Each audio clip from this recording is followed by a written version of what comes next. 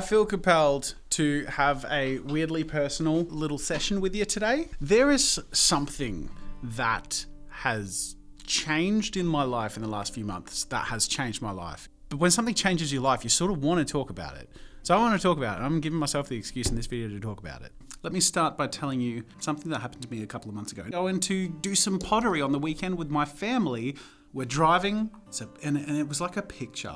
We'd been moving house, we had a whole bunch of different work stresses, and everything was just pretty chaotic for a long time. But for once, we're driving to a family activity that I booked that I know the kids are gonna love. It was a gorgeous day, and I hit a pothole. And I was before that moment when I hit the pothole, I was conscious of this being like a picture storybook moment. You know, I'm like holding my wife's hand in the car, we're listening to a podcast, the kids are singing in the back. It was like a corny daytime TV scene, and it was just happiness. When the pothole was hit, it ruined my car's tire, and I trashed the front left wheel. On the day that I hit this pothole, I felt like I was having this out-of-body observational experience of how I might feel about this. Where in the past I might have impulsively just been really upset. There goes the day, there goes my special car, everything's ruined. I felt weirdly observational and thought, I could decide not to feel that way, which sounds a bit weird. But I felt like in that moment, I was observing the scene and I knew, okay, we had to pull over. The tire was busted. I had to cancel our pottery thing. We had to get a tow truck, so the car got towed. We got to lift back into town. And as we're doing all this stuff, calling the tow truck, getting the kids in the car, while I'm doing all this and just sort of observing how I feel about this or how I could feel about this, the thought occurred to me, is this being stoic? And I thought to myself, you know what? I want to learn more about stoicism. That sounds like a cool thing to be able to do. Control how you feel about things when things are out of control.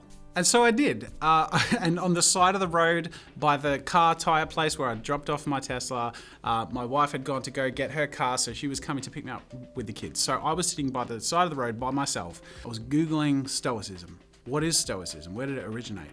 Stoicism originates with this guy called Zeno, I believe, who was a trader. And one day he was carrying this whole cargo ship, this whole very valuable ship of the most, one of the most valuable things that could be transported, this type of sea creature that gets turned into purple dye that the royals would use and all this stuff. This is way back in ancient Greece.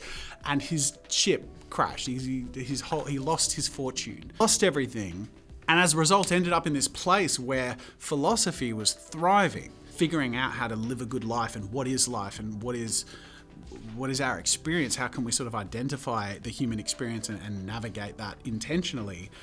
This is where this guy washed up and he decides, I want to learn from some of these philosophers. And he ends up forming this sort of club where a whole bunch of people would meet under the Stoa, I think it was called, which is the origin of the name Stoic. It's actually a place. Their philosophy, the way they sort of figured out their way of navigating through life, is acknowledging that, like his ship, some things are out of your control. And there is only so much that feeling bad about that is necessary. There's a point at which, of course, bad things happen. And we feel bad about those bad things happening. But there is a point at which continuing to feel bad about that only brings in more bad things. And in reality, we want to get away from these bad feelings we have, but feeling bad about the things that happened constantly or unnecessarily will only keep you in that place. And you really want to get out of that place. You want to sort of navigate to where you want to be.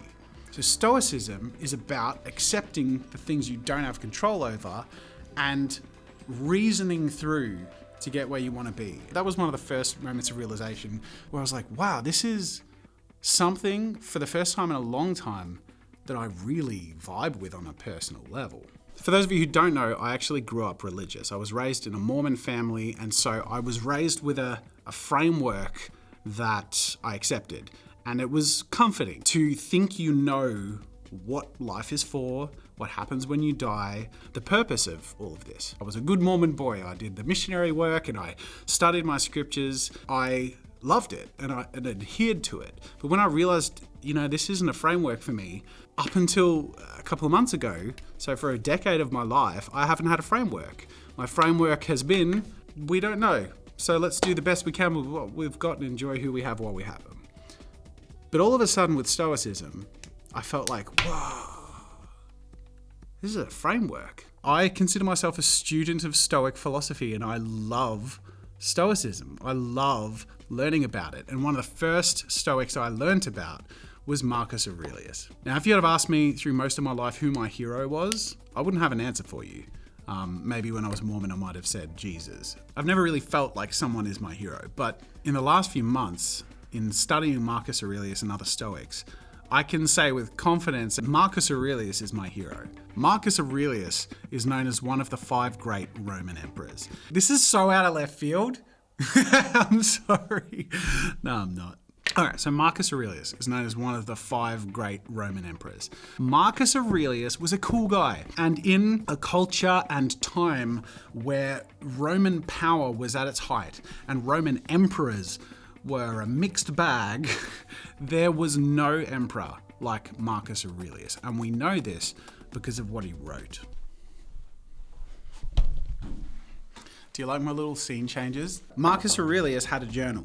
And thank goodness the passage of time has somehow allowed these to survive. And they're now known as the Meditations. So you can buy a copy of Meditations by Marcus Aurelius, and it's basically his personal journal. This great man who led all of Rome, who anchored himself to stoicism and the 4 virtues of stoicism: wisdom, temperance, courage, and what's the 4th one?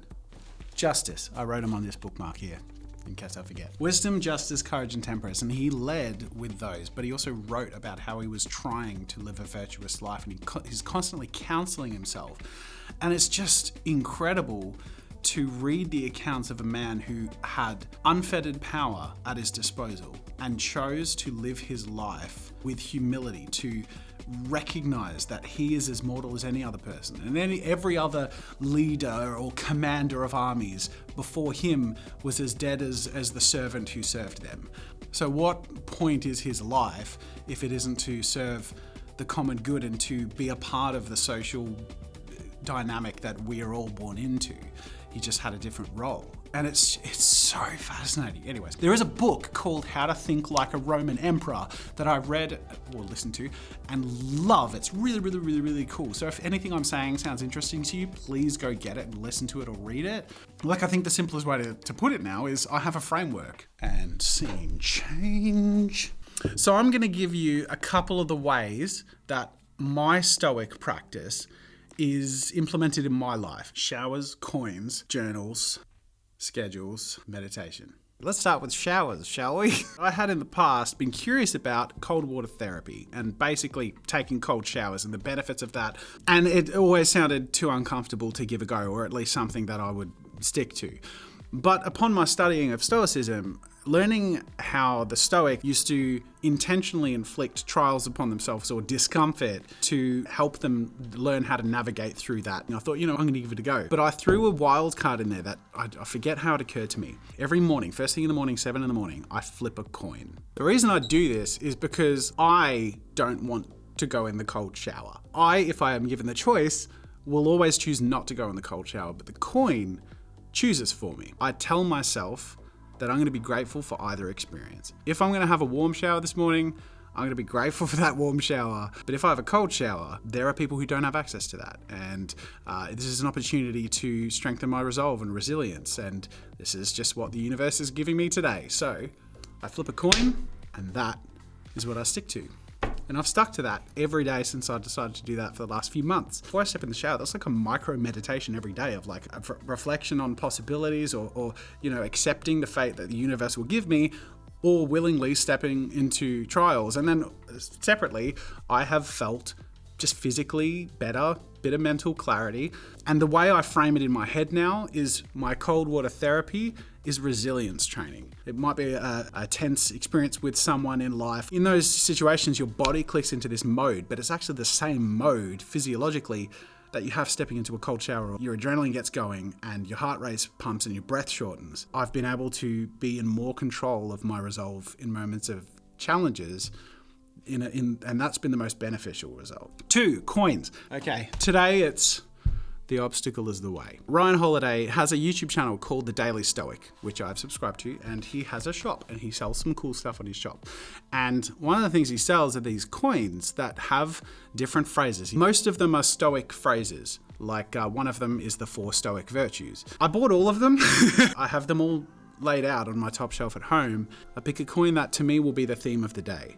When we went to PAX, I took the ego is the enemy coin. When people came up to me, and people did come up to me and say they recognize me or they like what I do, or when I'm doing my panel and people are asking me questions.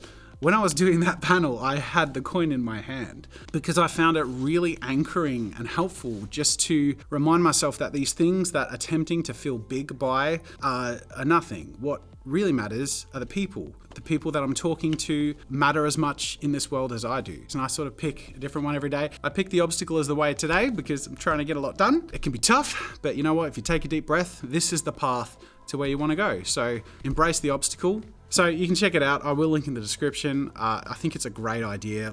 Well done, Ryan. I don't know if you'll ever see this, but point 3, journals. I have started journaling. I have only journaled once in my life, and I was consistent. I did it every day for a year and a half, and I was in my early 20s.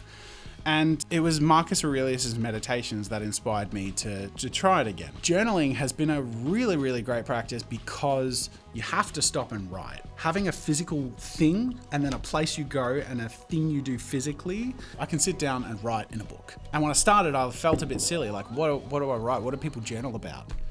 And the answer I figured out over time is that you journal about whatever you journal about. Watched a lot of videos to try and figure out what people write in their journals. How are you meant to be deep and introspective, or are you meant to give yourself philosophies or give tips to the it's not going to be published. It's a way to take whatever you're feeling or thinking, whether it be higher level or granular, I feel crappy about the last 5 minutes, just let it out. That's it. And it actually gives you a moment to sort of think, okay, well, why do I feel that way about that? Or what should I do next to resolve that problem? And it allows me the opportunity to think bigger than the problem, or even acknowledge that, you know what, you're doing all right. I'm really proud of how I had that interaction today, or I'm really proud of the fact that I'm putting in this effort. So having a daily journaling practice has been really cool for me. And I'm very theatrical, so I bought these really old journals. I love the idea as I write in my journal, if 1,000 years from now, this was uncovered, but I was being as honest with myself as Marcus Aurelius was with himself, what would I say? If I'm being 100% honest. That's part of the reason why I got my little thematic old looking journals. Just like Marcus, everything comes to an end, but the impact we have in our actions, even in small ways every day, can have a lasting effect. I have 5 things. I've done 3. So the 4th is schedules. That hasn't changed much, but it has changed as a result of the process that I've gone through so far. I have my coin flip in the morning in my calendar. I have my journaling every day in my calendar. I'm able to do it about 95% of the time, which for me is great. When I started to do it regularly, every time I sat down to do it, I felt really stressed. I would literally be reflecting on, okay, why am I feeling stressed trying to do this? It's because I don't give myself enough time. Well, why? I'm in charge of how much time I give myself. If I want to feel less stressed when I come sit down to write, or have the impulse to make a little vlog about me splurging my ideas and things I'm excited about, I need to create room. And even though if I look at everything numerically and know what my commitments are, it doesn't feel like I have room. I fill in all those slots. I'm in charge of my own destiny, and I've decided to leave 15-minute breaks between every item in my calendar. And by creating that buffer between activities, it means if I'm stopped in the hallway for someone to share a problem or talk about something that they really want to do, I don't feel like I'm already late for my next thing. I feel like actually I can stop and listen in that moment with that person. Stoicism has helped me recognize one of the core issues of where I'm most unhappy in life and resolve that in a really practical way. And last but not least, meditation. I don't even have a specific way I do this. More than half the time, I just give myself a minute of quiet. Sometimes I reflect on something. Sometimes I try and reflect on nothing. But that's a minute that is becoming invaluable to me. And these things, these top 5 stoic tips, boom! I'm more determined and happy and clear and grateful today and every day lately than I have been for a long time in the last few years, even though I've had so much to be grateful for and so much I've been working on. And I think that's why I want to share it with you, because I'm really happy and I'm really grateful. And I know this is all I get, but I'm lucky enough to be able to spend my time the way I do. And a lot of people would be grateful for that. So got to call it for what it is. I'm very, very lucky. And just wanted to share that with you because it's made me really happy recently. And I hope someone watching this has maybe something extra to think about and maybe even a little more happiness today. Thanks for watching. I'm going to get back to work. I just wanted to tack this on at the end. That rim being blown out, the tyre being destroyed, that day I hit the pothole, could have been a really crappy day. And I think the reason I'm in love with stoicism is because for some reason, that was one of the best days of my life. And I think that's pretty powerful. I'll see you later.